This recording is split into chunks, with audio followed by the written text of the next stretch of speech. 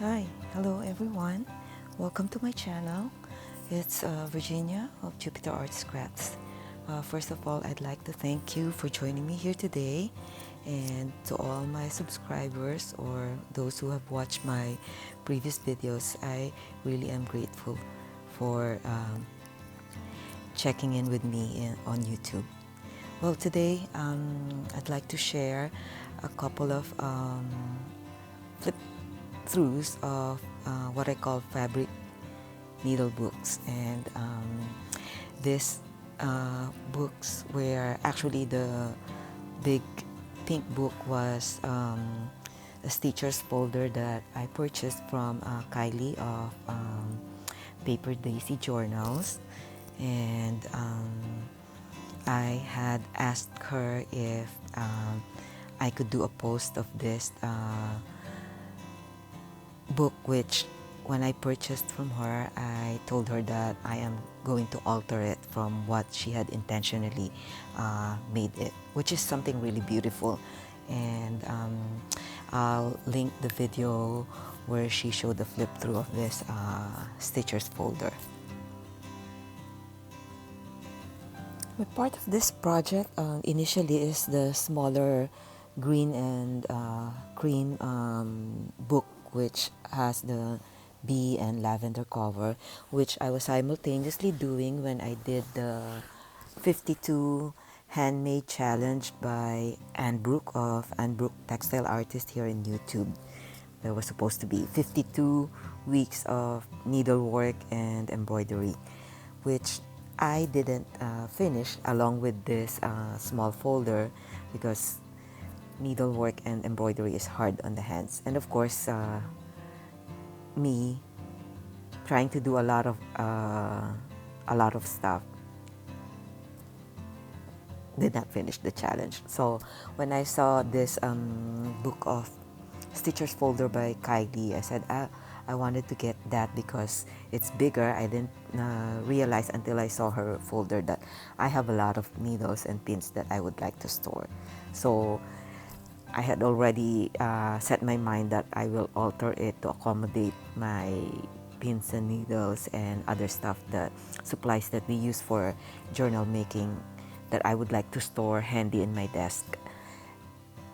So I think I'm going through the flip through already. I'm slow talking. Voiceover is hard, so I kept her business card in there just to remind me, not that I will forget, because I know for sure that this will always be her original work. And I added a few pages which are blue in color because blue is my favorite color. I like her pink. The pink is beautiful also, but I want to make it more my own. So I added a few pages of this blue, white, and green quilt. And this, I think this is a pillowcase cover. I added some pockets. And when Kylie sent me the folder, she had like a sampler of pink fabrics, and I used those fabrics in here to make this pockets, and some of them I use in the smaller folder so that I have part of Kylie's project in there. And I didn't finish this project that I plan to alter until after a little bit, when Heather of Rosehill project, Rosehill Paper Cottage was doing. She did a bunch of quilted project journals, some ephemeras, and that heart decor, and then the zipper pouch that you'll eventually see in this project as well. She did this project, and I remembered I have to work on that quilted project and that book project that I had started long ago last year. And then I got Kylie's folder, and so after doing it over, I ended up switching. Kylie's original folder became my pins and needle folder, and this smaller green and white book became my stitchers folder, or I would call it an embroidery folder, because that's basically what I'm gonna be using it for. I would like to do some embroidery, but nothing serious. I just wanted to make some uh, embroidered tags to go along with journal and other projects that I plan to do. And then this little zippy pouch I got from Heather of Rose Hill Paper Cottage, which I added into the uh, embroidery booklet. So now I'm moving forward to a flip through of the two books after I have put in the pins, needles, and journal making supplies. And I did other a little small project using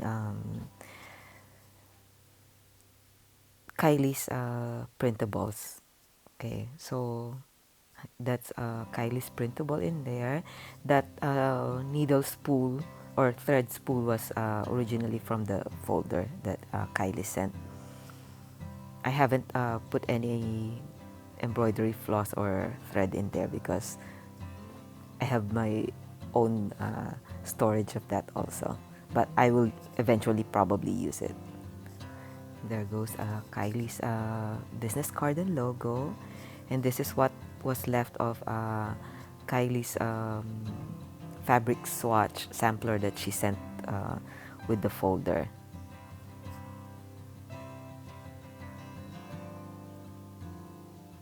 So basically the pages, I was planning to use them to store the pins, needles that I use for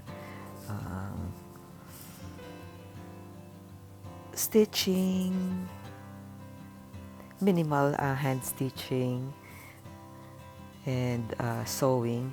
And then I have a bunch of safety pins which I got second hand because I thought I would be needing them for journal making. The only stuff that I bought with these pins and needles supplies are the Tim Holtz those rounded pins. Most of these are hand-me-downs from my mother-in-law. The needles, the paper clips are second hand.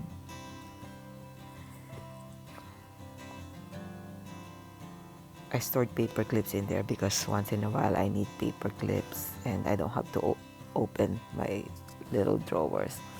And I put that what is that, long nose / cutter that I use to I use it when I alter safety pins and some jewelry supplies. And there are my sewing pencils, bone folder. This is kind of like a show and tell of my pins and needles. A tweezer which I used to get some of the stuff that I stored in there. And I have those curved needles that I use for bookbinding. And I have that little book of, or not, a small pack of what do you call that? The rusted needles that came with an ephemera pack that Rose Hill Paper sent when I did a custom order for her for a journal that I requested from her. And she included the rusty needles, which I probably won't be using for stitching. So put it in there until I use it sometime for probably another project. I'm I'm wanting to make a needlework journal, but it's in the list of my hundreds of things to do. So there's a little snippet of Kylie's pink fabric. I stuffed some of the pads of buttons that hopefully I'll get to use in future projects.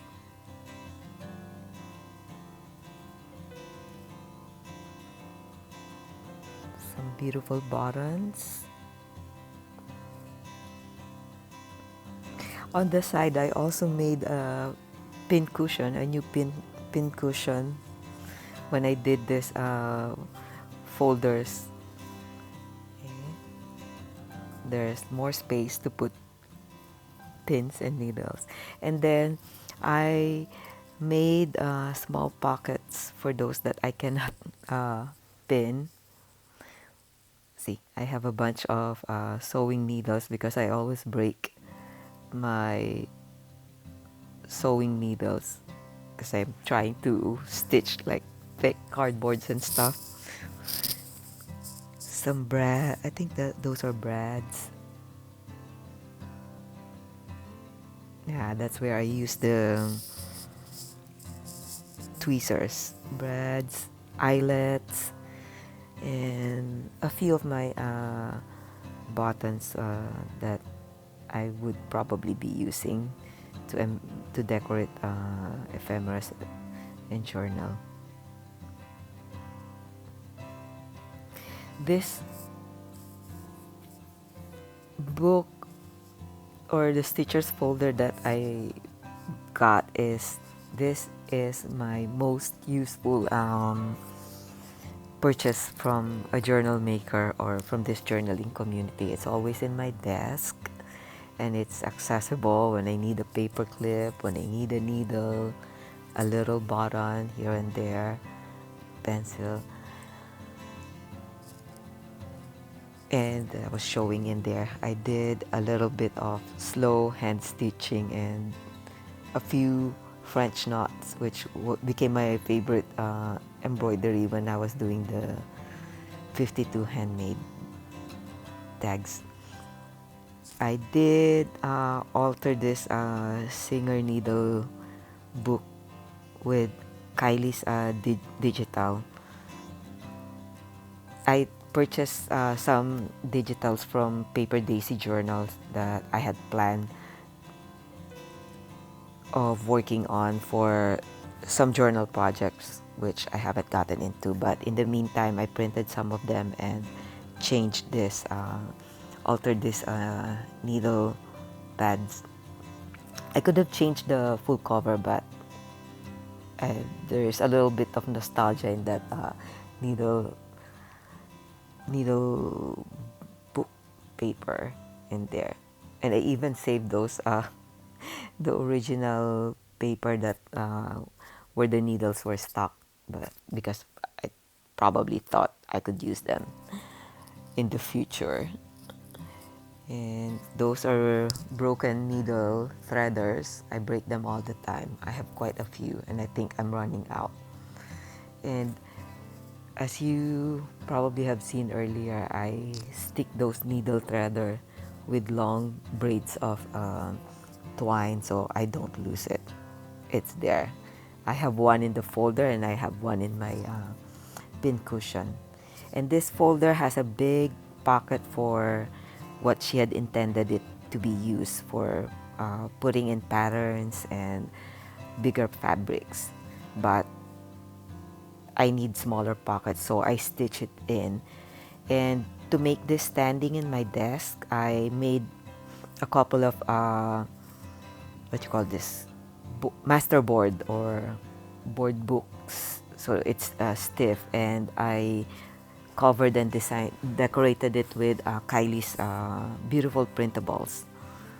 Kylie, if you ever happen to watch this, I promise you I have other journal projects for your printables. It's just I couldn't get my hands and my time into making them.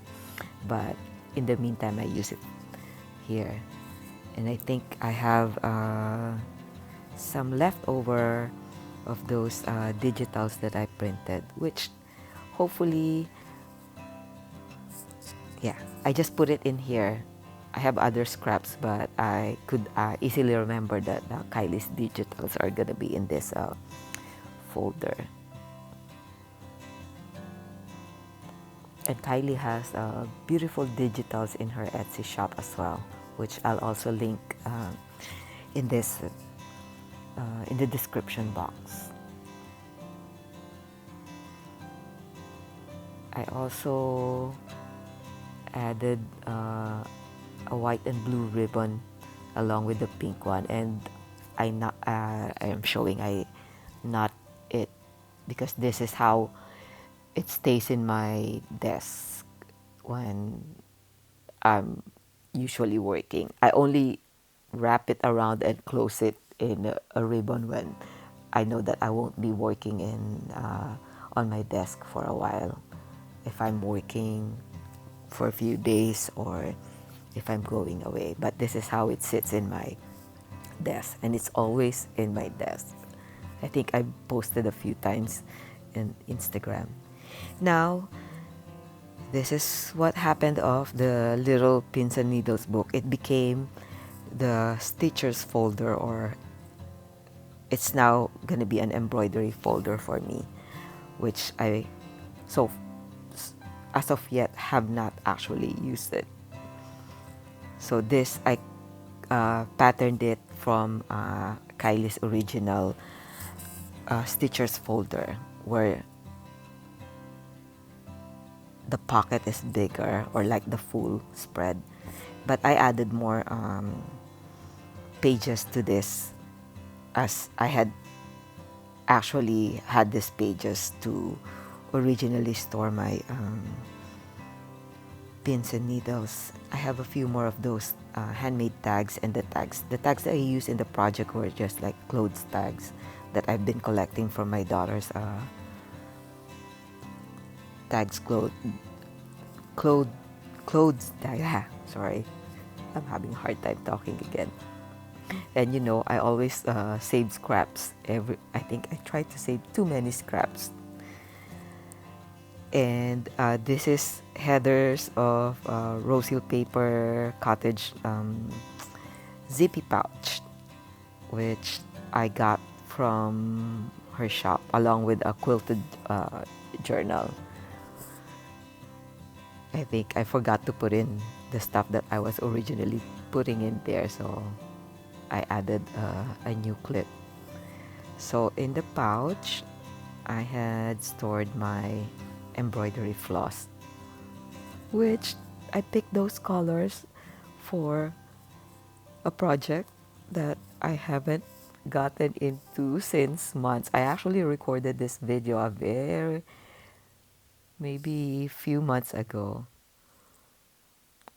and I didn't stitch the pouch in there permanently, so I could remove it and move it around just in case.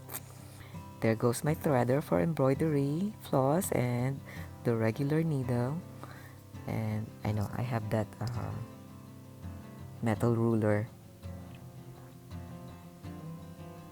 And here's the page that's all green, but I added some of Kylie's fabrics in there, the pink, and some of Kylie's printables that hopefully I could do some embroidery similar to those.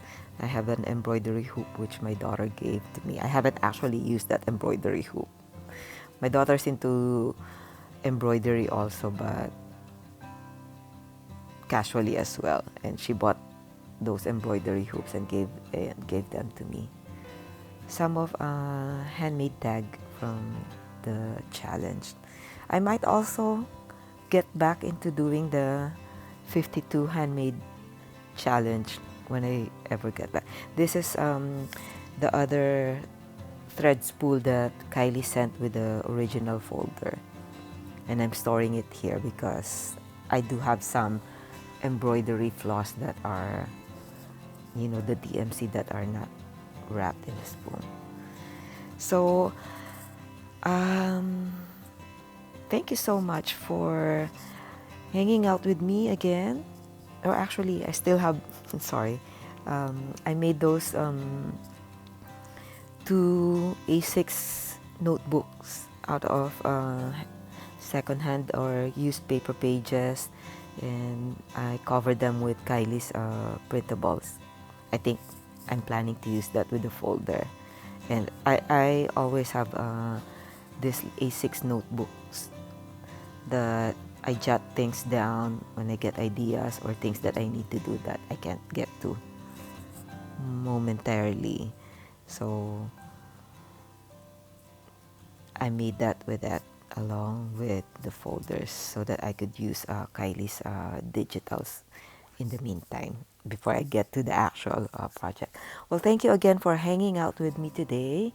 Hopefully you enjoyed and get some inspiration from this folder that Kylie made and the one that I made as well. And I hope you all guys have a good day and hope to see you in my next video. Again, thank you Kylie for letting me do post of this altered stitchers folder. You have a good day.